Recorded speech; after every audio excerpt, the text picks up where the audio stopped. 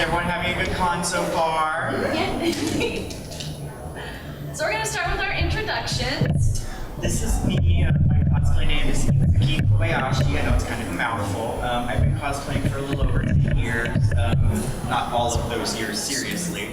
I have an Associate of Applied Science in Fashion Design and Marketing. I graduated a couple years ago. This is my DeviantArt, is Ichan Kobayashi at deviantart.com. I try to detail, like Holly does, the patterns I use, the fabrics I use. I always respond to questions. If you leave me a comment, ask me a question on my profile or on a cosplay, I will always respond. It may take me a while, like I've been away from DeviantArt for a couple of years now, but I mean, I'm going back and I will always respond. The only exception to that is if I've already answered the question in the description, I'm going to be like, no. But I will always respond to any kind of question you have about any of my cosplays, so please feel free to ask me anything that you may have questions about. I am Holly Gloha. I've been cosplaying for about 7 years. You can find me on different places on the internet. Facebook.com/gloha.h is my personal profile. I'll complain about my job. I'll lust over Tom Hiddleston. That's just my personal perspective. Holly Gloha cosplay is where I kind of detail my progress photos, so you can kind of see what costume I'm working on, where I am currently in my sewing progress, and you might even get to see some of my future cosplays listed on there. Now, hollygloha.deviantart.com, I break it down a little bit more. Instead of just listing what I do, I'll tell you what fabrics I've done, what tutorials I've referenced, what problems I'll run into, what recommendations I would make if somebody else was to make the same costume, if they were going to do Blair, or if they were going to do Hinoto, Kirikishu, or Madame Red. You can go, okay, these are the patterns she's referenced. She said she had problems with this. I'm going to try to do this a little bit different. The reason why I became very advanced in cosplay is other cosplayers would have helpful hints and tutorials, and my way of paying it forward is to do the same thing. So a lot of the things we're going to be talking about is going to be Austin-based, but a little Google search will help you find other places. I'm going to turn my microphone on. It's getting a little bit louder. So a lot of the things that I will recommend are Austin-based, and a Google search will help you find things that are a little more, I think that's us, that will help you find things that are a little more local if you are not in Austin. So when you want to get a costume, you have various avenues of approach. And one of them is you can rent. And in Austin, we have Lucy in Disguise and Costume World. And they both have very good costuming warehouse things. Lucy in Disguise has their broken down by theme. If you want something 1980s, if you want something Texas Renaissance, if you want something superhero. Costume World tends to go to New York productions, theatrical productions, and she will buy all the costumes as these productions shut down.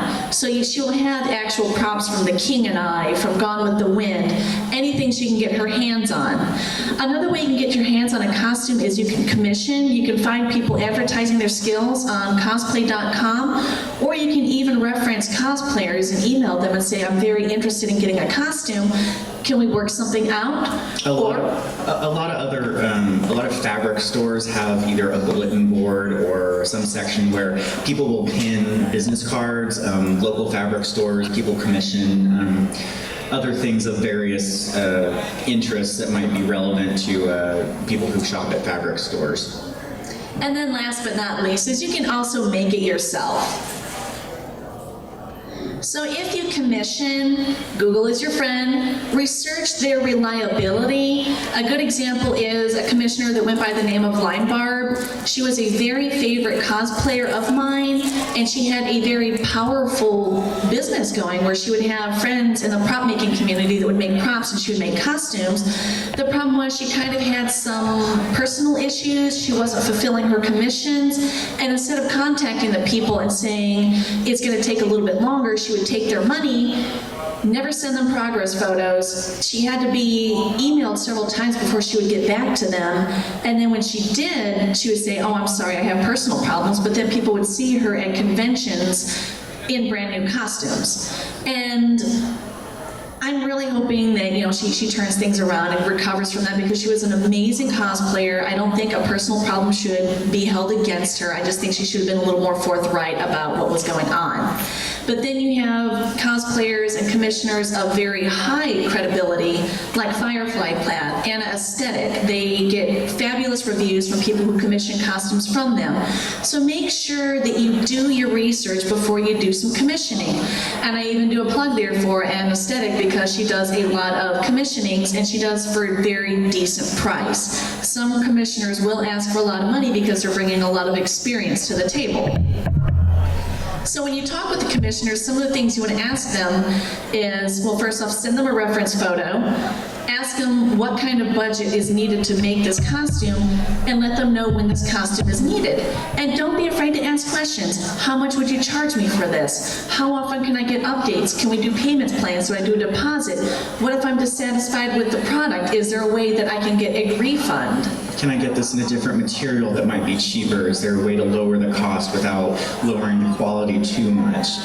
There is always going to be a certain amount of you get what you pay for when it comes to cosplay, because nicer materials do cost more, and the more skilled workers, people with degrees, are going to charge more because they have more experience and more, advanced technique, more skill, and they charge for it.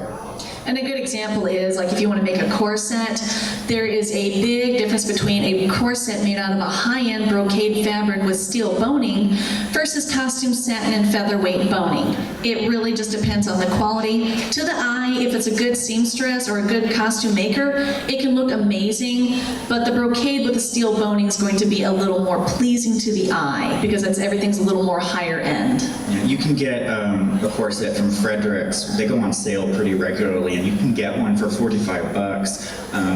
I used those for a long time with my crossplay to give me a more feminine figure, and it worked. They kind of tore. They weren't as high quality as the ones that you can get from, say, Timeless Trends here in Austin. But it worked because, no one ever saw it because it was always underneath my clothing. But since then, I have moved on to higher quality, like steel-boned, nicer fabrics, because they last longer and they do work better. So if you're to make your own costume, do your research. You're going to be researching reference pictures. You're going to be researching other cosplayers. You're going to be going to the fabric store, researching what fabrics you want to use. Facebook, cosplay.com, deviantart.com are great places, especially if you're going to research other cosplayers that have done the same character. And this is a Marvel comic book character called Ms. Marvel.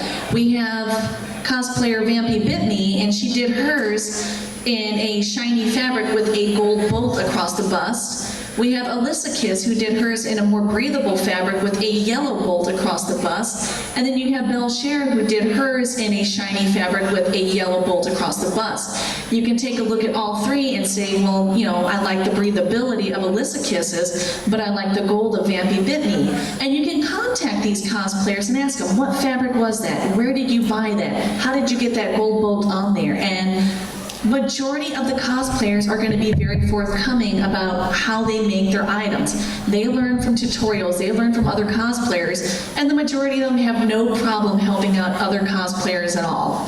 And I know we're both the same way. If you shoot us an email, we'll tell you this is what we did, because I'm a big believer of pay it forward. Definitely. I think that's how we learned a lot of stuff that we know, is through the kindness of others and their knowledge. And it really is a community. Cosplay is really a community. So people should share, and sometimes they won't. Sometimes you won't ever get a response email. I know I've emailed several people asking them specific questions, and I haven't heard a thing back. Don't be discouraged. Just find someone else, and don't be afraid to try new things yourself. But reference pictures, that's your first step, and you should find screen caps, pictures of vinyl dolls, or maybe you own a action figure or vinyl statue of the character you want to cosplay, or official artwork promo on the official website. You can even use fan art sometimes. I don't highly recommend that, because if it's not an official artwork, they can have small variations, and maybe for me, I'm a big detail, like it has to be accurate, it has to be maybe not exactly right, but at least acceptably close enough. And maybe, you know, there's something wrong with changing, we're going to talk about this in a minute, there's something wrong with changing details. And if you want to do, you know, from a specific piece of fan art, which we will discuss in just a second, there's nothing wrong with that either. Just for me, if you're going for accuracy and you want it to be maybe a competition piece and you want it to be accurate for your competition, just be careful that, because there are a lot of art out there that looks official, that they can imitate the style well enough that you think, oh, that's official. But I mean, if you're doing Google Images and it pops up DeviantArt, chances are that's not official art unless someone's stealing copyrighted images. Now, some characters have multiple looks. I do cosplay a character called Scarlet Witch from the Avengers comic books, and a lot of people will do this character but different looks. We have the two ladies over here, and they do an interpretation of her belly dancer's costume, and I actually recently did one that's completely not related to any specific artwork. It's just more of my homage to the belly dancing outfit. But you can see variations in the coat, in the bust, and in the skirt. Some people will do, actually it's a little more prevalent on this picture, the corset with the bloomers underneath it, and then a lot of us will do the bodysuit version. And in all of these multiple looks, you can look at it and say, if you know the character, that's Scarlet Witch. You know, some characters have different looks, and don't be afraid to try those different looks to kind of give it a little originality, a little bit of your own personality. And it's a little easier with comic book characters because as they change artists, each artist will change how the costume character looks. They'll change the seams on a costume, they'll change the costume outright. I used to read a lot of X-Men, and you could tell whenever they changed artists because the first thing they would do is change all of their costumes. And it'd be that way for 6 or 7 months, and they get a new artist and they change all the costumes for 6 or 7 months. Yeah, and just recently, a year ago, maybe, the Marvel and DC both just relaunched all their titles very recently, so everything's really fresh right now. You know, Marvel has the Marvel Now, and DC has the New 52. So they're all new designs, all new artists, all new writers. And especially with, you know, especially with characters like Scarlet Witch that have been around for 50 years, there have been so many different interpretations that it's, you know, pick and choose your favorite, pick and choose different pieces from your favorite ones and make it your own. And that kind of segues into our canon versus creativity. Both are acceptable. Some characters have a canon look. Sometimes you can have a little imagination. And if you go creative, it'll let you express yourself artistically. One of my favorite cosplayers is Riddle, and some of you might watch Heroes of Cosplay and seen her on there. The character she's cosplaying right here is from Avengers, and that's her Wasp costume. In the comic books, it's just a bodysuit with the Wasp emblem painted on. She took it a step further and actually crafted it so that it's a detachable piece painted in gold. So it gives her a little bit more of a pop. And she also included a lot more seam detailing in her bodywork. In the middle here, we have the entire Batman family, and they took the entire thing steampunk style.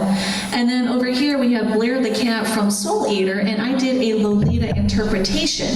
So there's nothing wrong with going creative, and you can have a lot of fun with it and kind of experiment with your sewing skills, with your drawing skills, and with your imagination. Or you can do a completely original design, which I think a lot of us are having fun with right here.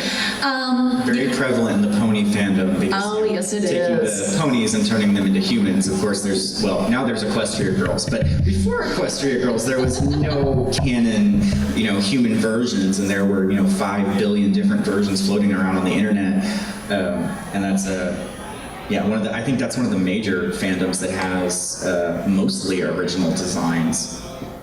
And in fact, you can see these are the costumes we'll be wearing tomorrow. We'll be wearing our rarities. And we both just took the character of Rarity, and these are our personal interpretations. And I see another Rarity out there. There's so many variations of Pinky. There's so many variations of Fluttershy that you can take a picture of like a pony and just do any interpretation you want, and it's fabulous, it's fun, and everybody will look at it and go, that's Pinky, that's Fluttershy. You can also do gender bent, and we've got an example down here of the JLA group, but all the men are women and the women are men. So you have Superman and you have Wonder Man, and everybody took a character and gender bent it, and they look absolutely fabulous. You can tell they're having a blast. And this group, when they go to San Diego Comic-Con, they're actually very sought after because people love the originality of it. And then the last one is fan art, and you can reference fan art and do costuming from it. And if you're going to compete, bring the fan art with, so you can say, you know, for example, this character, Chun-Li from Street Fighter, I'm doing this version. It's not from any video game, it's not from any movie, it's not from any comic book. This is somebody's fun interpretation of Chun-Li, and we have Yaya Han doing her recreation of this character, and she will even say, this is my interpretive piece. That way people won't be emailing saying, well, this is not canon to anything. Or you can do a closet cosplay.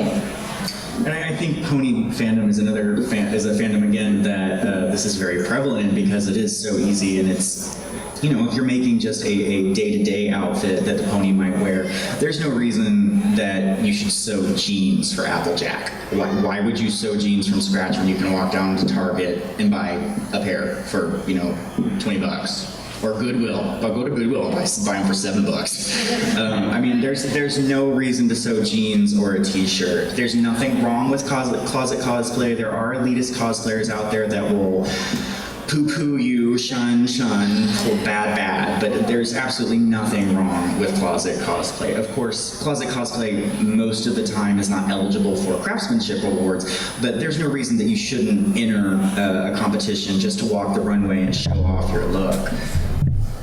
And it'll give you a chance to hit some local thrift stores, to hit your own closet, your friends and your families.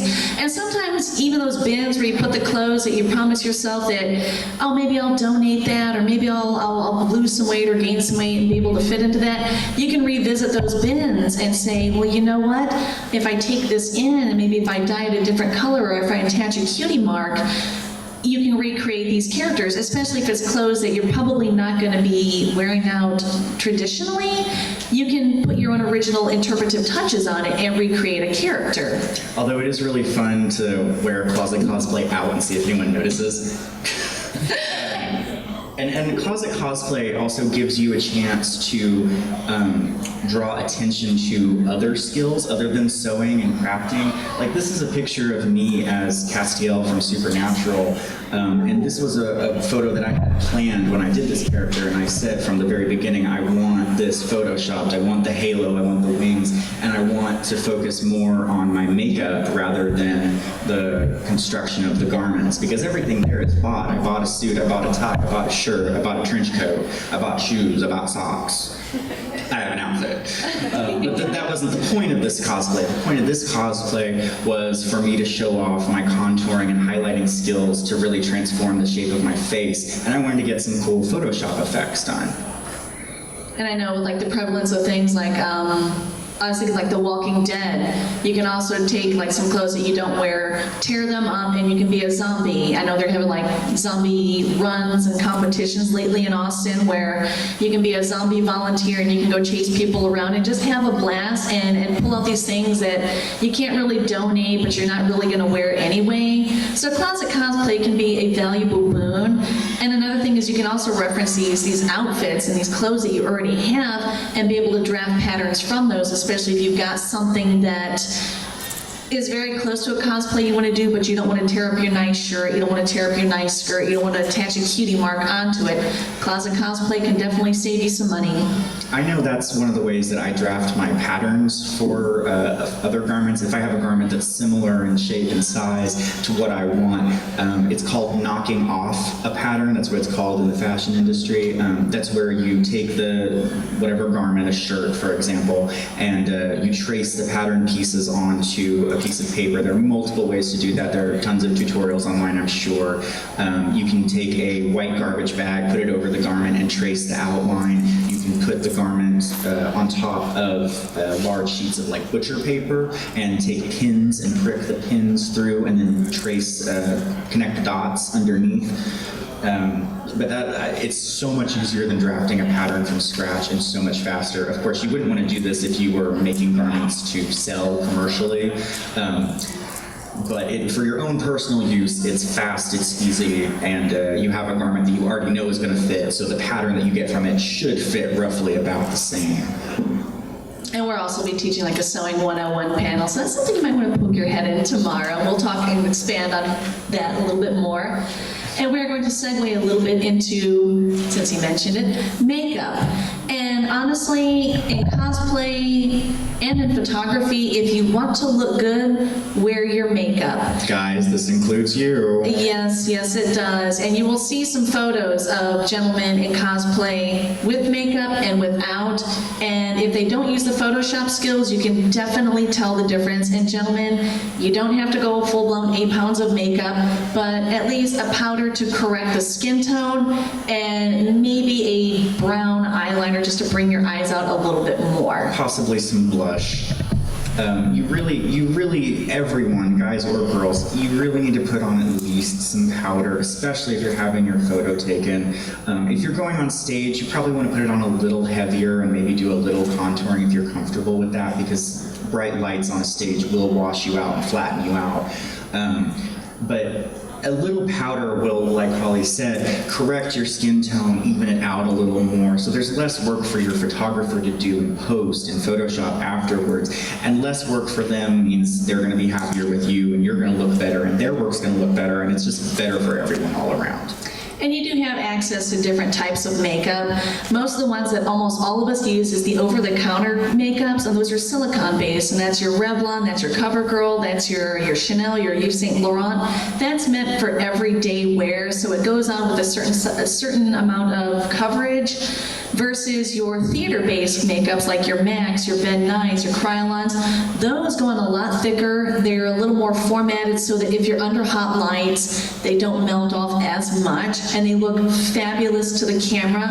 However, not everybody is going to invest in that kind of makeup, and honestly, I don't. What I do is, when I'm getting my photos done, I start with a clean face, I put my moisturizers on, I put my primers on, and then I really gob on my makeup. By the time I've got my foundation on, my concealer on, and my setting powder on, I can tell because my skin feels like it can't breathe. But when I get in front of the photographers and they take my photos and they'll show you the picture after they're done, you can look at it and go, okay, that looks really good, versus them having to go back and go, okay, let's get this pimple out, let's add a little bit more lighting on here, let's even out your skin tone. And there's no right or wrong type of makeup. There's no right or wrong brand. There's no right or wrong going to Walgreens or going to Neiman Marcus. I mean, it's just whatever works for you, whatever's easiest for you, what works with your skin and your body chemistry, because everyone's different, and what works for us may not work for you. And something I didn't touch on in the makeup panel, and I will add that on later. Oops. Yeah. Is you can go to these high-end stores like your Dillard's, your Macs, and all these places and talk to the makeup artists and tell them you want a makeover done. And some of my coworkers know that I do costuming and cosplay, and I can tell them the character is very Lolita. The character is a very vixen-y character. This is a villain character. And they will do makeups based on that look. If you don't want to do a character base, if you're like, just make me look good, they will be able to match the color to you. They'll be able to give you tips like how to apply your blush, how to layer your makeup, what kind of eyeshadows you want to use, what kind of eyeshadows you want to stay away from. And you can ask them before you set up anything, do I have to buy anything before we have this makeover done? 9 times out of 10, no. They want the product to sell itself. I think MAC does that once a week that it's free. I think it's on Tuesday. Some stores will do it just whenever, like department stores especially. I'm pretty sure Sephora does it whenever, and MAC may do it now whenever, I don't know, but it's a couple of years ago I remember someone telling me that it was only once a week, and I believe it was Tuesdays that they said. Now, that being, what Holly said is perfectly right, go in, ask the beauty experts, have them make you over. However, caveat to that, don't be afraid to critique them. If you're not happy with the way you look, if you feel like you're wearing 3 inches of makeup on your face, they probably didn't do a very good job, and they probably shouldn't have that job to begin with. And there are people like that. I went in with one of my best friends to Sephora once, several years ago, and she's a very good makeup artist. She went to finishing school, and they taught her, professional makeup techniques, and she's just like, I just want something new. I want to see what they'll do, and I want to maybe find some new products. And so she went in, sat down, and there was a guy who helped her and came up, and his makeup looked pretty good, and it seemed like he knew what he was doing. But man, she got out of that chair and we got out of that store because she was not happy. She said, it feels like there's an inch thick of makeup on my face. This is poor quality. It's not blended right. It's this, it's that. Just because they're there and they're in that position doesn't mean they know what they're doing. Most of them do, but occasionally you'll get one of those people that just slip through the cracks and will make you over, and it's got to be about what satisfies you, what you're happy with. I mean, it doesn't matter if the professional is happy with the work that they did on your face. It doesn't matter if your friends are happy with the work that's been done on your face. I'm talking about plastic surgery, sorry, no. Although that is another thing that is very important that you should be happy with and you should only do for you. On a side note, get down on my soapbox now. But the makeup, your face should be your concern. You should be happy with your face. It doesn't matter what the professional thinks. It doesn't matter what your friends think. It doesn't matter what your mama thinks. It's, are you happy with the way you look? And I would even recommend, even if you get this amazing makeover and you look fabulous, write down the names of the product and even tell them, let me wear this for the day and see what happens.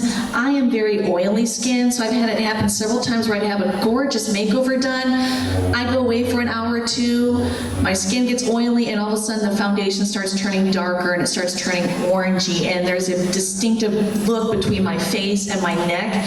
That's something oily skin people have to worry about, and in lower grade makeups, sometimes the colors change. This will give you a chance to see how long does this eyeshadow hold this gorgeous purple tone? How long does this lipstick last? Or, no, that's kind of tasting nasty, I don't like that. So these are things to think about when you get yourself a professional makeover done. And a lot of times, especially at department stores, they'll have, and I don't know if I've never had one of these makeovers done at these stores, so I don't know if they're supposed to automatically give you one of these or not. But you can ask for a sheet, and they will have like a diagram line art of a face, and they will put like a little bit of a sample of the makeup directly on the paper, as well as write out the brand, the name, and possibly the price point. So you'll have that for your records, and even once you wash your face off, you can have that sheet of paper. Maybe you don't get a picture of yourself. You can look and say, I liked this look. This is the name. This is the brand. This is the store, and this is the area to apply on my face. Now, special effects makeup, if you want to do like Chrysalis, where you want like maybe blue swirls and glitter, or if you want to do a zombie makeup, they have special effects makeups, and they're normally like the Kryolan stuff and the Bentonite or the better recommended things. But you can get stuff from the Spirit store where it's a little lower end. It maybe lasts a couple of hours, still looks good, and you can find tutorials on how to do like the dark gothic fairy swirls off of YouTube tutorials, or you can learn how to do like the Marvel Zombies look, or whatever special effect look you're going for. And make lower end makeup like that, the cream or oil grease paint. The grease paint or the cream stuff you can get from Spirit, that's great for like tattoos, like if you're doing Zell from Final Fantasy VIII, his face tattoo, or Fi from Tsubasa, his big back tattoo. I've done Zell, and I had a friend who did Fi, and we used the same makeup, and it just works amazingly. It doesn't smear as long as you seal it with finishing powder. It's so cheap, and it's so amazing for stuff like that, because you really don't need a little cream pot that costs $30 to do that. You just go to Spirit and spend what, $7 for what you think of something like that. Oh, do you have a question, Sarah? What about for eye contacts and all? Because I've seen a lot of cosplayers use those. Like Yes. the colored contacts. I honestly, I have an eye phobia about things touching my eyes, so I don't really do the color contacts. There was an instance where I was trimming my own bangs, I wasn't paying attention, I actually put the blade in my eye. So ever since then, I've had this ridiculous phobia about anything in my eye, and it's sad because sometimes I'll cosplay characters like Madame Red where she's supposed to have red eyes, or Rarity where she's supposed to have blue eyes, and I can't, I see my finger coming and I start to shudder. I would probably say talk to cosplayers who have cosplayed characters that have the gorgeous eyes and ask them. Color contact for cosplayers have become a lot more accessible. I know a lot of cosplay forums will tell you this is where I got my cosplay contacts. These are great, these are not so great. You can find those locally in beauty supply stores, where you can get more natural looking wigs, like 9 to 5, is that what it's called? Quarter to 10? Quarter to 10. Quarter to 10. Quarter to 10. That's an excellent one down in South Austin. They have colored contacts, they have excellent wigs, beauty supplies, makeup, jewelry. There's a lot of information on the internet about colored contacts and like layering them. I cannot endorse or encourage any of those techniques because I have not done them myself, and I don't want to tell you to do something and then you do something and get a horrible eye infection and come sue me. Yeah. But just I would. You can even just do a Google search, color contacts, and people will pull it up. And if they pull up, name brand A, well then go, okay, name brand A reviews on Google, because if somebody's happy with the product, they will let you know. And if they're dissatisfied with the product, they will definitely let the world know. And in the world of makeup, I recommend makeupalley.com because people will buy these makeups, put it on, and then say, well, this looks great, my skin looked amazing, or oh my God, I got the worst rash ever. So Google is your friend. You can find almost everything you're looking for, but then I recommend reading reviews because a company's not going to go, our stuff's okay, buy it. It's okay. Yeah, go ahead. It's fine. And if they do, they really need to fire their marketing team. If you're more concerned about your eye color for photographs, Photoshop. Mm-hmm. That's a very simple and ask way the to fix photographer, it. I'm supposed to be Rarity. I can't do color contacts. Can you please Photoshop it?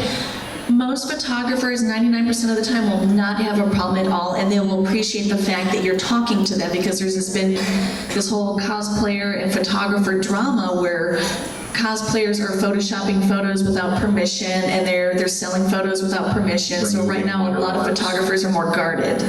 But changing eye color is not difficult at all in Photoshop. It takes about 3 minutes.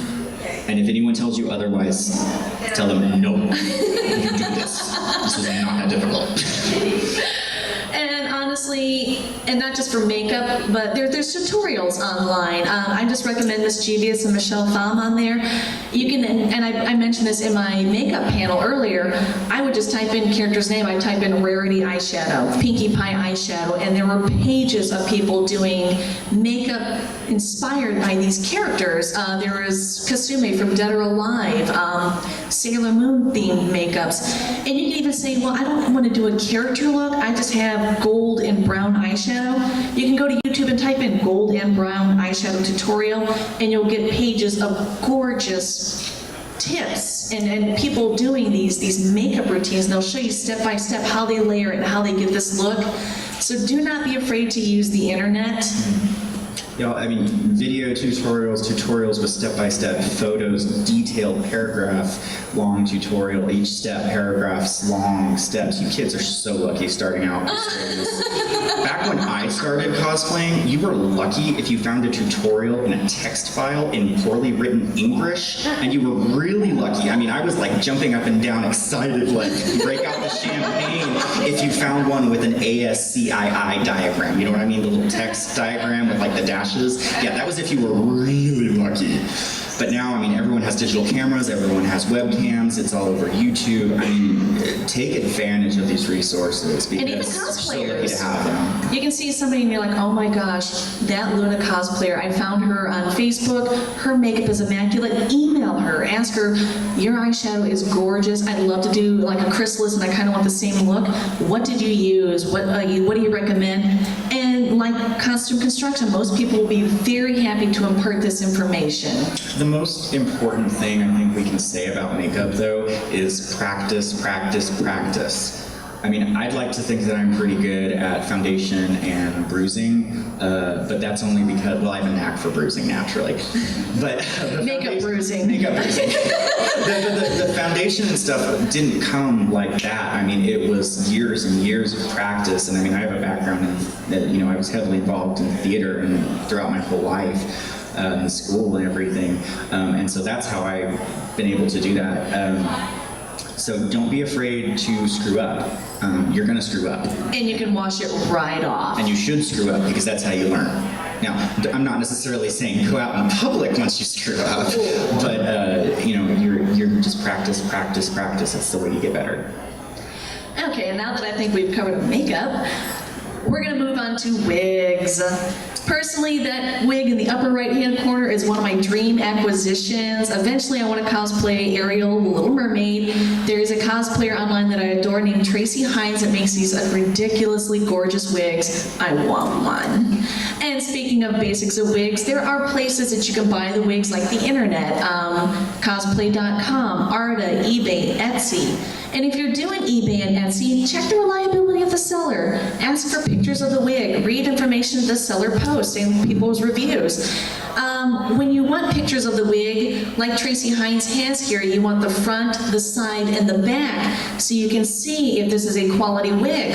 A lot of people will post the front of the wig and it looks gorgeous, but then the back, it's a lot thinner. You can see the ribbing, you can see it's a lower grade quality. Do not be afraid to ask questions, and do not be afraid to read reviews. If someone's dissatisfied, they will let you know, and that will save you some money. And if a seller won't respond to you and won't give you pictures, now there are some very reliable sellers that won't, because they run a big business and they sell 300 different kinds of wigs, all in 50 different colors, and with 30 different highlights and low light combinations each. And that's understandable, but if it's a smaller seller and they refuse, or they say we can't do that, they might be trying to cheat you, because they'll know that if they put up those pictures, you'll see that it's a lower quality wig. I personally have never had a problem buying wigs on eBay. I've always gotten exactly what I paid for, and they worked wonderfully. Can't be too careful. Just be careful they're not picture scalping too, because sometimes the lower companies will take the higher company's photos and try to, this is the wig we're selling, it's fabulous, and you get it and you're thinking, this is definitely not what the photo looked like. So a little research on your part will definitely be very helpful. Also, if you're ordering from, anywhere, if you're ordering a wig, if you're not buying from a store, like we've seen this guy's Backstage Bazaar, quarter to 10, those are some local examples here in Austin. If you're buying a wig online, do it as far in advance as possible.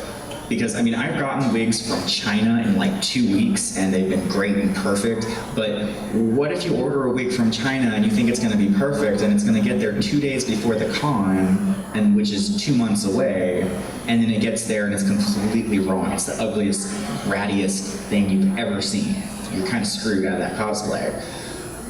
Etsy is becoming a little more powerful in my book, because a lot of cosplayers are selling things like Tracy Hines does a lot of Disney themed wigs, and she will show you the front, side, and back, and she will make them absolutely gorgeous, and they're character specific. So for example, if you want to do Snow White, she will not only get you a quality wig, it will look just like the character, so there's little styling done on your part. So not only are you getting a quality wig, you're getting someone that can style it as well. Sweetie? What is her name again? Tracy Hines, and it's Traci, and then Hines. And she does a lot of cosplays, but she does predominantly Disney cosplay. And I do recommend her if you need an inspiration for Disney-themed cosplayers, because she is absolutely amazing. It looks just like Ariel, sounds just like Ariel. I'm hoping if I ever cosplay as Ariel, I'm just close enough to a second place that she's like, good job, girl. And back to the wigs. There's a lot more costuming stores that'll offer in-store options for the wigs. Like in Austin, we have Lucy in Disguise, we have Backstage Bazaar, and then a little more renowned is probably Quarter to 10. And the good thing about being in store is you can actually see the color of the wig, you can see the quality of the wig, they'll even let you try it on. You can look at it and see, oh my gosh, I cannot pull off magenta. I need a lighter pink, I need a darker pink, or you know what, now that I put this on, it's got too much curls or it needs more curls. You can see right then and there, and you can even take your phone and snap a picture, and they're gonna be all right with that because they're trying to make the sale. Not always. No, well. They don't always let you take pictures. I was told by one of the associates at one of the stores that when I came in one time, there was a group of girls there, and I had brought in my reference pictures, and I was really going for just one specific wig, one specific look, and the ladies were like, no, you can try on, because a lot of times these places will have a limit of 4 wigs or 3 wigs you can only try on once, and you can't try any more that day. And they do that because there's a lot of people who will just come in and just play and be like, oh, well, I don't know, maybe I want to get my hair cut like this, or maybe I want to get my hair cut like this, and they're not going to make a sale. Now, because I had my reference pictures and I had come in before and done the exact same thing, they said, we know you're actually looking to buy a wig, you can try on as many wigs as you want. But they're, especially if they're not familiar with you, they may not be okay with you taking photos. Like, Backstage Bazaar, they're pretty lax about taking pictures, but things like Quarter to 10, they're a little more business oriented. Because they're not in the costuming business, they're in the fashion accessorizing kind of business. And like I said, a lot of people just come in to say, well, I wonder if this haircut will look good on me, and not buy anything ever. And don't be afraid to have some pocket change, because some places like Quarter to 10 will charge you for the wig cap. The lower places like Lucy in Disguise and Backstage Bazaar, they have no problem supplying you a wig cap. You put it on, you try the wig. Quarter to 10, they charge you, and you keep the wig cap for hygienic purposes. So how to prepare to have your photo taken? Okay. Again, remember how we were talking about research for just reference pictures? Well, you want to have the same thing for your poses. What poses are appropriate for this character? Are there any famous poses that this character does? Is there maybe a specific moment in an episode or a movie that this character is in that you want to recreate or capture the essence of? Take those photos, put them on your computer, print them out, study them, practice them in the mirror, because you want to be prepared when you're having your photo shoot, or even if you're just stopped out in the hallway. You want to be able to be prepared and strike that pose. And a good photographer will communicate with you, and I think we're going to talk about that in the next slide more, but they will communicate with you and say, tilt your head a little bit more this way, that you're not quite hitting this exact pose. Stretching is so important. I just debuted a Hawkeye costume earlier this year, and I've been wearing it everywhere because I'm in love with it, and Hawkeye. It's fabulous. And I do a lot of Hawkeye Initiative poses, if any of y'all know what that is. Yeah, I see some smiles out there. Okay, Hawkeye Initiative, for the uninitiated, that's what I was looking for. Hawkeye Initiative was this Tumblr blog that a woman started, basically as kind of a litmus test for sexism in comics. And you know how a lot of times you'll see comic book covers or just art that women are in these ridiculous broken spine Pin-up poses. They're gonna fight Juggernaut like this. Completely impractical and not even physically possible sometimes. You know what I'm talking about, right? Of course you do. Y'all are intelligent nerds. Well, the litmus test is take Hawkeye from the Avengers, put him in that pose. Does it look ridiculous? Then it's probably sexist. Feminism and sexism, being a gay man and being raised by a lot of feminists and being the son of a second wave feminist, it's very important for me. Equality is very important for me. So I made this costume with this in mind to do these poses. They are redonkulous, and I have to stretch because I'm doing these deep lunges and twisting my back. And if I hadn't stretched, I wouldn't be able to do them, or I would fall down and break something. Especially because, it's skin-tight leather from head to toe, and but so definitely stretch. And not only stretch your body, stretch your face. You want to be able to, you want your muscles in your face to be able to express what it is you want to express. Okay, I know this is going to look really silly, but I'm going to show you some examples real quick, okay? Don't point and laugh. You can laugh, just don't point, okay? That's rude. Pointing is rude. Didn't your mother ever teach you that? Okay, so these are some of the exercises that I've learned in like theater and from some of my modeling friends. You want to open your face as wide as you can, your eyes, your mouth, everything. Just as wide as you can, and then scrunched up like you just sucked on a lemon.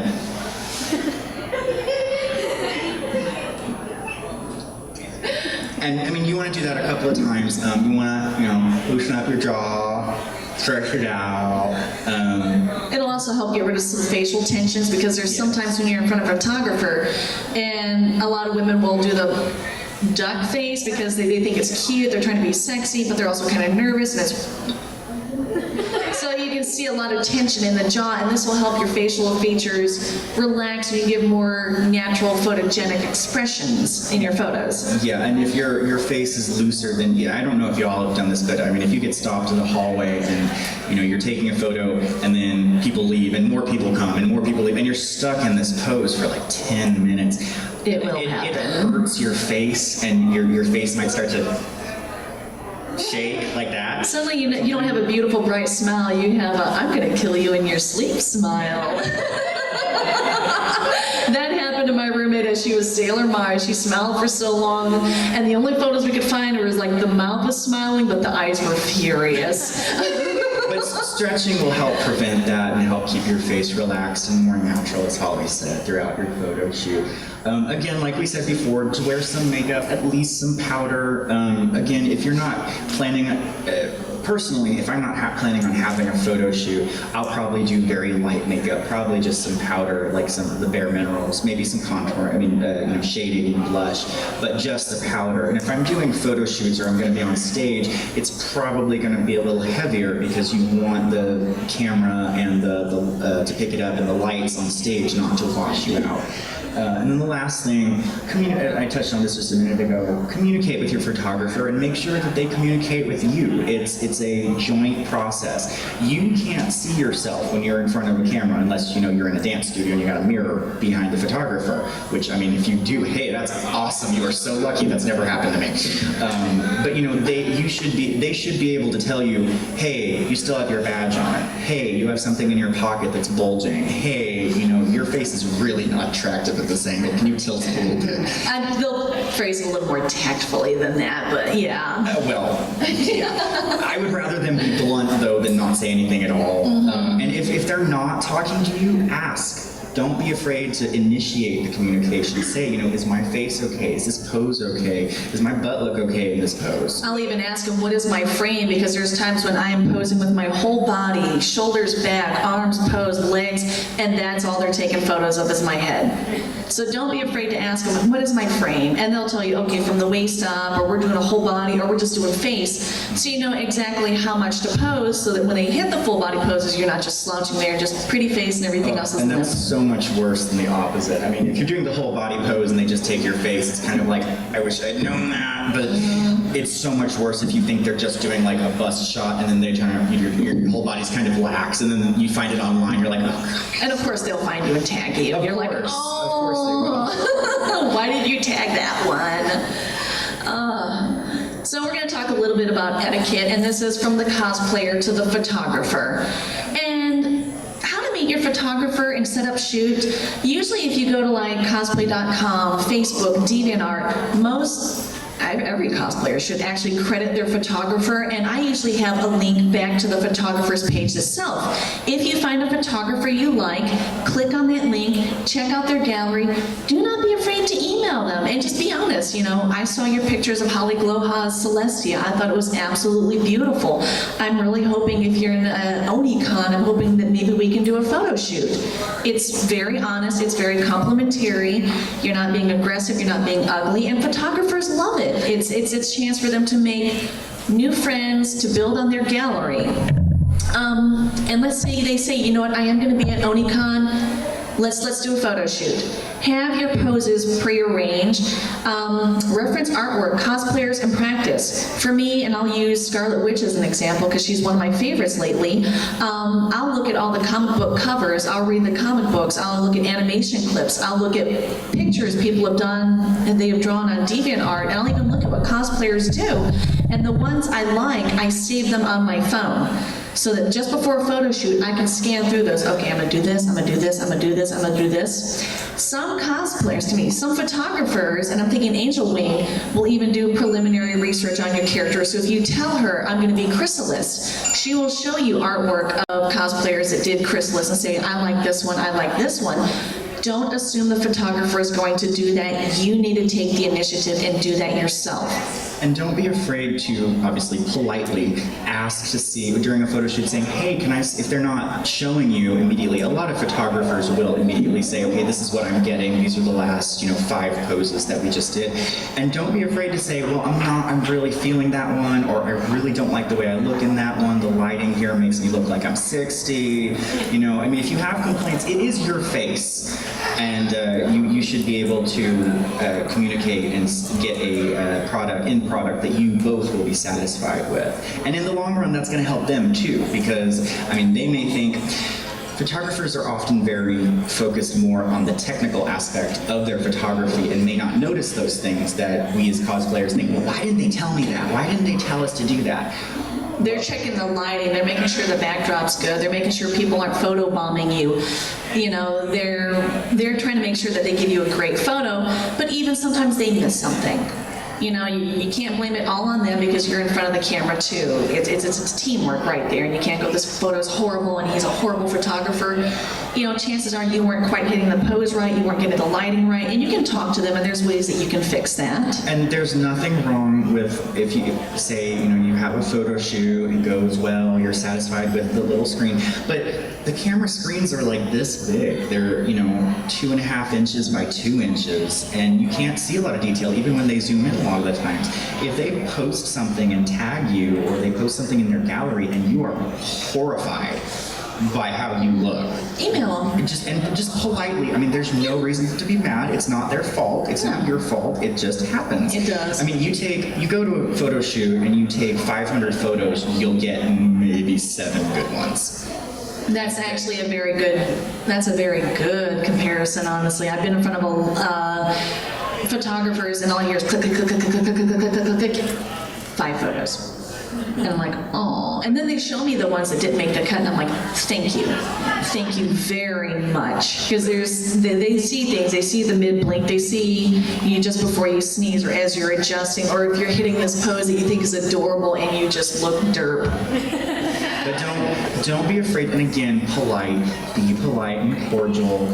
Just say, hey, shoot them an email. I'm really not happy with how I look in this particular picture. Could you please take it down? Most photographers, I would say more than 90%, will be happy to oblige and say, okay, yeah, it's a picture of you, and if you're not comfortable with it, I'll be happy to take it down. And another thing I forgot to mention, how to meet photographers. Conventions are great places. You'll have people like Film Shooter outside who's got a booth set up, who does these high-end pictures for free, and he's got his business card out there. And by all means, get your photos, grab that business card, and maybe even follow him on Facebook or shoot him an email. Photographers know each other, so there's chances are that if you're working with Film Shooter, you can even say, are you going to be at this other con? And he's like, yeah, and I'll probably be there with some other photographer friends, and you get to meet other photographers. Don't be afraid to ask them, can I get a business card? Maybe you don't have room for a photo shoot for me today, but maybe tomorrow or another convention. And this is your way of networking yourself, meeting these photographers, and being able to do these photo shoots. And a lot of times on convention forums, or I don't know if they do it on Facebook, but definitely on forums, a lot of times photographers will open up sign-up sheets and say, I'm offering hour-long photo shoots. These are the time slots, first comes, first serve, and go. And you sign up and you meet them at the arranged time and arranged place, and they'll take you to where they think is a good photo place, or maybe you have something in mind. But that's an excellent way, and that's also a way to plan what you're going to wear on what day of the convention. Something I just want to say, I keep stealing Holly's Oh, that's slides, sorry. okay. I don't mind at all. We're sharing. What she's saying about film shooter taking great high-end photography for free is something I think should be mentioned. There is no reason to ever pay for your photo to be taken. Now, there's nothing wrong with paying to have your photo taken. There are plenty of booths at plenty of conventions that produce a great polished, photoshopped, high quality, high resolution print or just a digital file that will charge you. I mean, maybe $30. Longer photo shoots may run you $100, $200 for higher end professional studio work, but honestly, there are so many talented photographers within the cosplay community that will be so happy to take your picture for free and touch them up and do work that if you went to, a high-end professional, like a wedding photographer kind of studio place, would charge you several $100s. So if you don't automatically assume that you have to pay to get good quality photos is my point, I guess. Yeah, and something I want to touch on is unless you otherwise agreed upon, the photographer owns the photos. So if you want to sell the prints, you need to talk to the photographer and buy the right to sell the prints. Now, a photographer will not give up 100% of the photograph. They're not going to say, or 100% of the rights to the photograph. They took the photo, they have the rights to claim this is my artwork. This is giving you the chance to sell this, that you have Film Shooter's permission to sell this photograph, that you have Angel Wing's permission to sell this photograph, but you must coordinate that with them first. And I was just going to say in general, and this is just good legal advice, period, get it in writing. Yeah. Most photographers nowadays, especially because of all the cosplay versus photographer drama that Holly touched on earlier, most photographers will require a release form. A model release form saying that you have the right to publish these photos, you can take my photo, and all that good stuff. If you negotiate with them to have the rights for you to sell the prints of yourself, be sure to get that in writing with your and their signature. We have a question? Yeah, on that subject. You're paying the provider a recording session for that specific purpose. Do you not end up owning that because you're paying? Not necessarily. No. You may be paying them for their time, their efforts in the studio and in Photoshop. Yes. You may be paying them for prints, but that does not in any way automatically assume that you get the rights. It is something that you have to talk to them about. You have to tell them either up front that, hey, listen, the purpose of this photo shoot is I want to sell these prints. That way the photographer knows and you and them can work something out. Or sometimes after the photo shoot, you look at this and you go, oh my God, this is just amazing. I would really like to sell these prints. You need to communicate this to the photographer. Don't assume just because money exchanged hands that you can do that. That's causing a lot of controversy in the cosplay community. So it's always best to have it agreed upon at some point and then put into writing. In black and white, in no uncertain terms. You need to have something that says, I give you permission to sell this print of yourself. Because it is, a lot of cosplayers think, well, it's a picture of me, doesn't that mean it's mine? No, because that may be your costume, but it's their photo that they took and they own the rights until they allow you to have those rights. And most photographers have no problem whatsoever with you posting this on Facebook, with you posting this on DeviantArt, because these are things that you do not make money off of.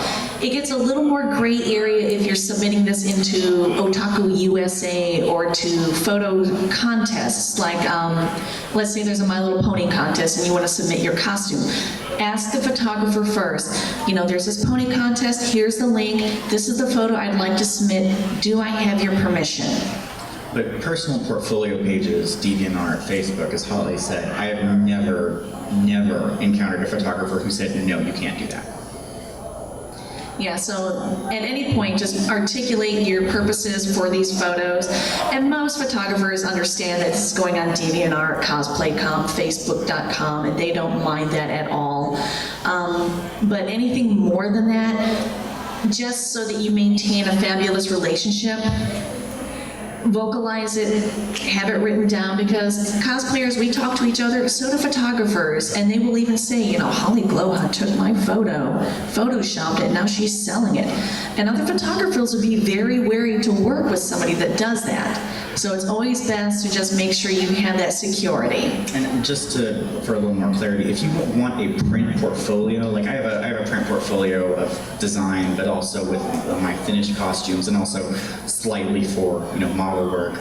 I have never had a photographer say, you know, you can't do that, because it's like Facebook. It's not something that you're making money off of. You're not selling those images. You're just having them saying, you know, look, I'm pretty. And I've actually talked to Angel Wing, where I told her that I'd like high-resolution photos or high-resolution pictures, then I can make a lookbook, so that whenever I try to work with photographers, I can pull this lookbook out and they can see what all my costumes are. And she was perfectly all right with that, because I'm not selling her photos, I'm not submitting it into contests or magazines. So the photographer will work with you as long as you let them know what your end purposes are. Just be honest, friendly, and courteous, and they will be the same to you. And the photographers won't take your photos and do the same thing. They're not going to sell your prints of your photo. They're not going to submit you to photo contests without your permission. It is a two-way street. They're not going to use your image without their permission. Without your permission, you're not going to use their photos without theirs. Now, and the same thing goes, like if they take your picture, chances are they're going to put it on their DeviantArt or their Facebook, and that's where you can say, I love that photo, thank you, or oh no, that photo looks horrible, can you please take that down, I look horrible. But since it is their photograph and therefore their artwork, even though it's a picture of you and your costume, which is your artwork, they do have the right to refuse your request to have something taken down. Just FYI. I mean, as we said, most of the time, I've never had a problem with that. If I've never had a photographer say, no, I'm going to leave it up out of spite, or they think it's an amazing photo for some reason, and I'm like, oh my God, it looks horrible. But just, it is their art. They have the right to do, to a certain extent, to do with it what they wish. And keeping in the etiquette theme, that one was cosplayer to photographer. This one's cosplayer to cosplayer. I'm a firm believer that everyone can cosplay. And it doesn't can matter. Cosplay anything. Yes, it doesn't matter how tall, short, what color you are. I'm a firm believer that everyone can cosplay. Nobody has the right to tell you no. They don't have the right to say, you know, you're not pale enough to be Pinkie Pie, you're not tall enough to be Celestia.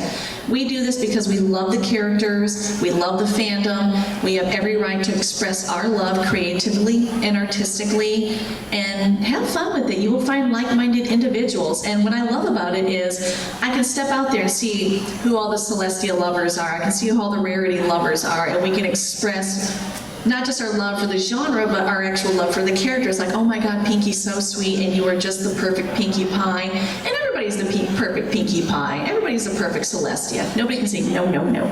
Two of my cosplay mentors, who I've learned so much from over the years, not just about cosplay, but life in general. One of the things that they both have said to me, and it's something that goes around, and I'm so happy that this message is being spread amongst cosplayers in the con community, is cosplay is about love. It's about your love for the character, it's about your love for the series, it's about your love for the art of cosplay, it's about your love for getting attention, it's about your love for the fans, it's about the fans' love for your character. It's all about love. I mean, when people ask me, you know, about cosplay, who don't know the first thing about cosplay, and they're like, well, why do you do it? Because I get to feel like a Disney princess at Disneyland.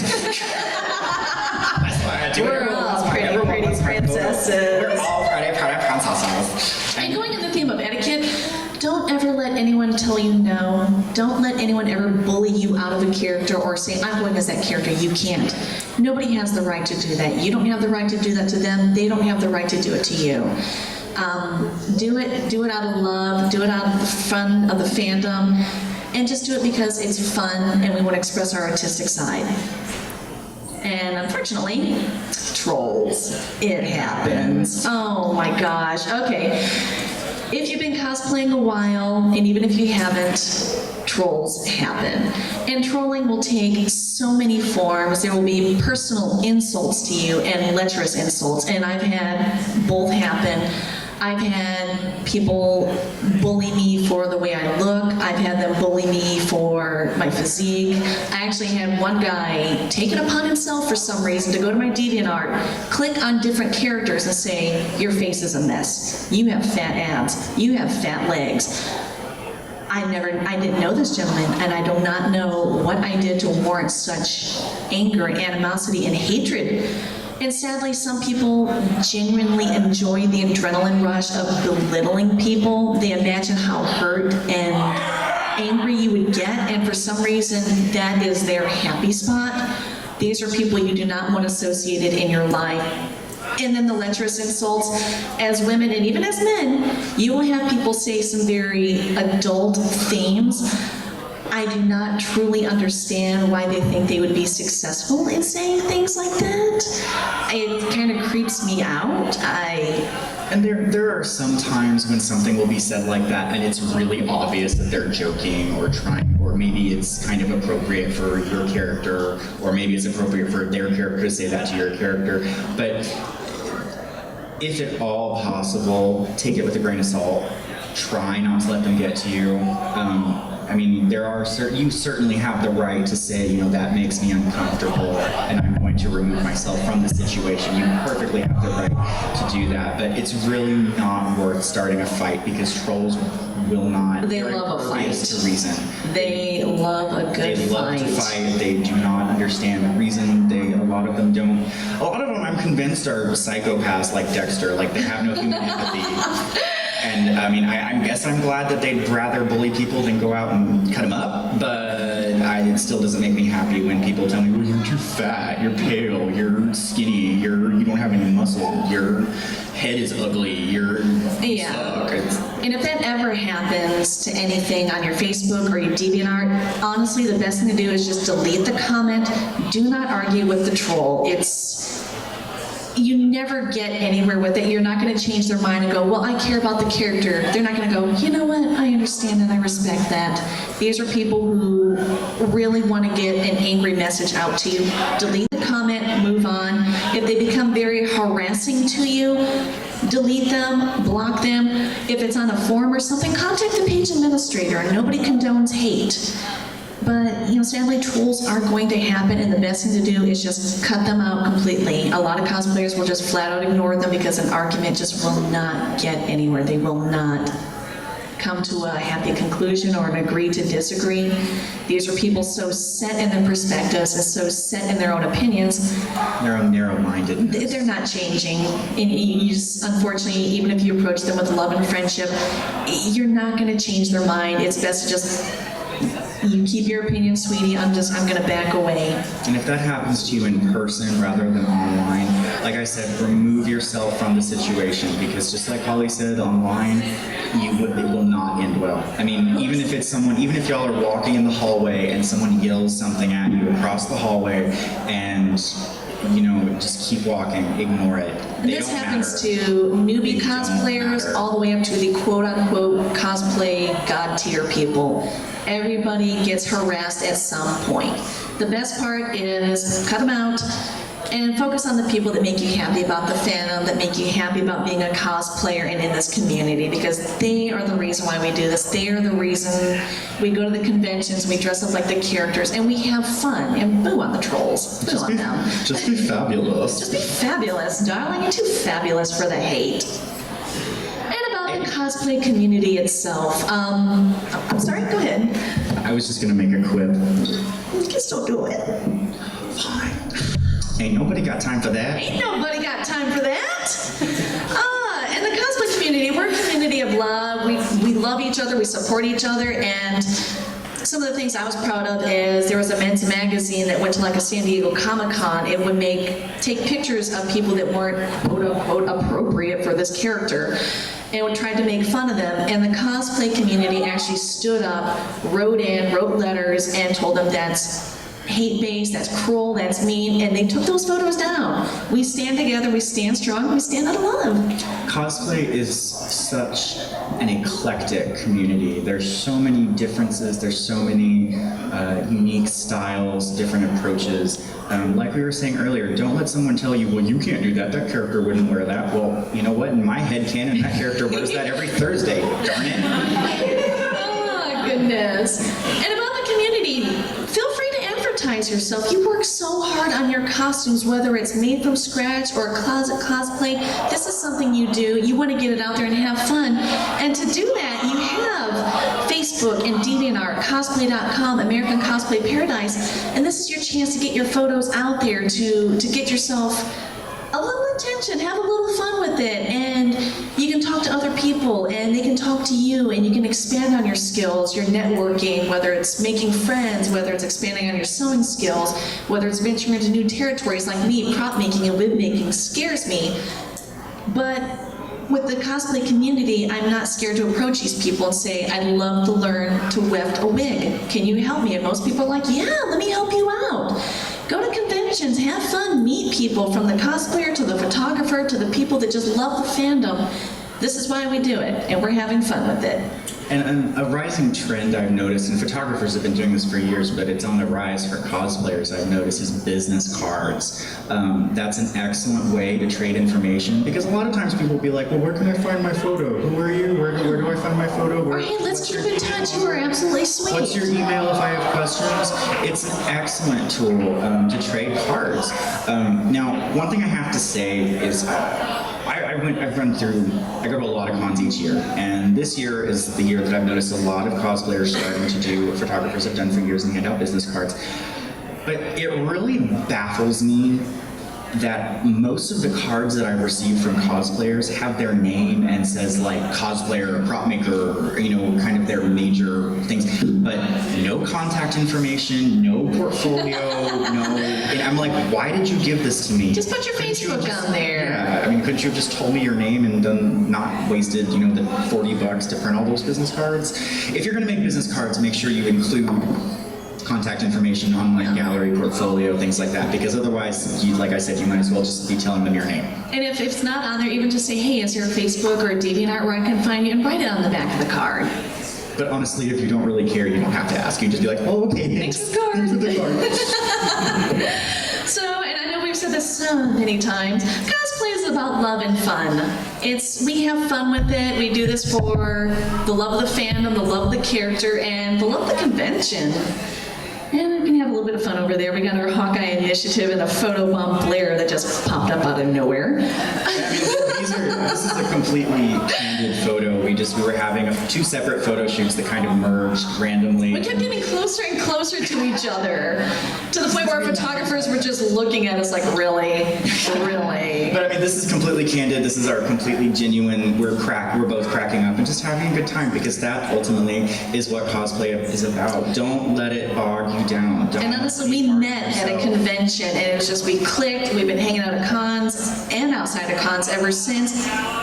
You know, the love of a fandom can turn into an absolute genuine friendship. And most of my friends are people that I've met at conventions, mostly through cosplay, and there are many people that I now consider family that I've met through cosplay, and they're closer than my real family is.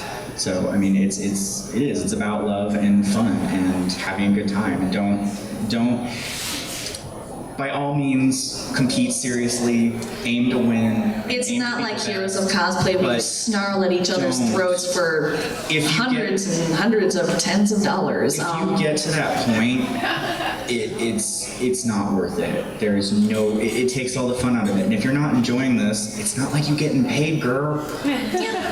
Just, if you get to that point, you know, take a step back and just say, why did I start doing this? Why am I cosplaying? Because something that breaks my heart is when you meet somebody and you're so enamored with them, and you walk up to them and you're like, you're kind of mean. I can't tell you, and especially if you're just starting out. If that ever happens to any of you cosplay links, on behalf of the cosplay community, I apologize. I apologize as well, and please do not let that discourage you. I cannot tell you, not just with cosplay, but how many famous people I have met that I'm just starry-eyed, and that's why I don't like meeting celebrities anymore, because I've met so many people and they've just been snobbish or looked down on me or not really giving me the time of day, and it's just crushed me. At the end of the day, I'm a unicorn in a ball gown. Hi, Mom. You know what? We are nerds dressing up as cartoon characters. Get over yourself. Have fun with it, but yeah, don't become mean, don't become elitist, don't try to burst somebody's bubble.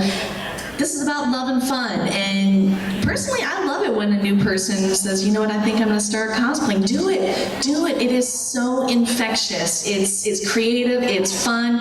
I especially love it when people can get into character. It just makes it so much richer and so much more fun. The only bad thing is it's about 10 times more expensive than a crack addiction. Oh my gosh, yes, oh. Especially when you get into the more expensive fabrics and you get nitpicky like me. No, it has to be leather, it has to be damask fabric Tracy imported Hines, from I want Turkey. your $300 wigs. I mean, people do. People, how much do you think you spend on a cosplay? I mean, you may spend $100, you may spend $50. There are cosplays that are like $2,000. There My are Scarlet wigs. Witch belly dancer is done up in high-end silk blend fabrics with Swarovski crystal robes and Swarovski crystal gems, jewels from Charming Charlie's. That is easily a $300 to $400 costume, and that is not including the labor. So when I walk around in a crystal drops, I will get on the carpet and try to find it. That was expensive. Yeah, unfortunately, at least in my experience, it has gotten to the point where practically every costume that I churn out that isn't a real simple one is hundreds and hundreds of dollars, because that's what I want to do. I mean, even with Hawkeye, I had to custom order that leather from my wholesaler in LA, and leather is not cheap.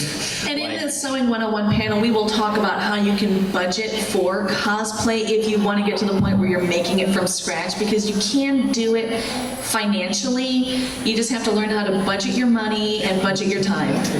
Okay, so I have to tell this story really quick. It's two-part. Okay, so one, I used to work for Joanne. I worked up north at them on Mopac, the big super one in Austin, and I came in one day and the clearance was half off, and I had coupons plus my employee discount. And man, I was good, because I spent $100 or $150 and I saved like $250. Like, that was the savings. Like, I would have spent like $400, but I only spent $150 with all my coupons and discounts and things. And then the second part of that is when I beat that. Like, I didn't think I'd ever beat that. I was so happy with that receipt. But this one, I swear I'm gonna have framed, because it's like this. I remember this one. Yes, I saw it you've on seen it. Facebook and I thought it was photoshopped. I'm like, that is not a real receipt. The Joanne down south just moved to a super location. It used to be right next to an H-E-B, which is right behind where I live. And it was, one of their smaller format stores that they're now phasing out in favor for the bigger ones. And so it got to the point, the day before they were closing, that everything in the store was 90% off. And they were only selling things by the bulk. They were like, we'll measure it for you, but we were not going to cut it. You have to take all of it. I spent about $100 and saved over $900. And I got over 50 yards of fabric. If you can find a fabric store that's closing, it's like a unicorn. It's so rare, but you save so much money. Oh, especially if you want to do something very grand. And you can also save money if you buy incrementally in pieces. And Yes. I'll save that for the Sewing 101 panel, so you guys can come see us tomorrow. Please come see our sewing on the panel. And we will also, at that panel, we'll also discuss different stores, different sources to get fabrics, and the best way Everything to from save local to money. the national brands. So without further ado. I really hope you enjoyed the panel. We do take constructive criticism if there's other things you'd like us to mention in future panels when we do this, because I do like us as a team. I think we need to do this at other conventions. And thank you for coming to see us. Are there any questions? Yes, I'm comments, sorry. Concerns? Yes. I actually have trouble finding a wig because my head is very, well, let's say large. Is there any way for it's custom size? Custom wigs are incredibly, ridiculously expensive. I would say try to find places where you can try them on, because most wigs will have the adjusters in the back. But if you can find places like Backstage Bazaar, Quarter to 10, you can try it on, because if you're for the larger head variety, it's probably going to be harder. It's easier to tighten it than to take it out. Do you have problems with it slipping off? Is that one of your? Actually, I just have a problem fitting it on. It looked weird. Yeah. I That had one's a advice if little- it was slipping off, but I don't have advice. Yeah, I mean, that's harder because it's almost, I would recommend trying the wig on. And there are cosplayers that are a lot stronger in wigs than I am. I'm getting there, but I'm still you could intermediate. probably, I know I've never done this, and this is just off the top of my head, but you could probably buy either 2 wigs or 1 wig and then matching extensions, and then take the wig and cut slits, maybe on the back side, and so it'll split open, and then sew in the wefts or put part of the other wig on top of it, because that's a trick drag queens do to get like the huge hair. They'll put 2 wigs, like they will literally put one on their head and then put the wig on the wig. And I would even say maybe even look up wig tutorials for people who, like especially people that do like the ARTA competitions for wig wefting and all of that. Go ahead and email them and say, this is a problem I genuinely have, what would you recommend? And you may be able to contact people like ARTA and say, I'm interested in cosplaying blah, blah, blah. I have a larger frame head, a lot of wigs tend to hurt. Do you have something a little more suited to me? They're a bigger business, they tend to have a little more access to wholesalers. They might be able to help you out if you're not comfortable splicing up a wig. And real quick, just since I mentioned drag queens are great for cosplay. Oh, because yes, they are. Cosplay and drag are basically the same thing, except cosplay you have a template to go by. There was someone here, yes?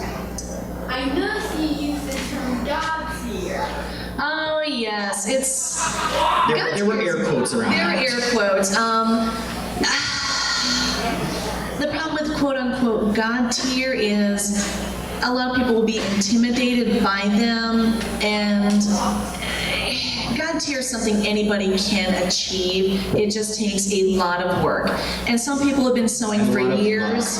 Yeah, some people have been sewing for years and create this God tier costume in a month. Some people, it may take 6 or 7 months to create a God tier costume because they're a little weaker in the sewing skills, they're a little weaker in the wig wefting skills.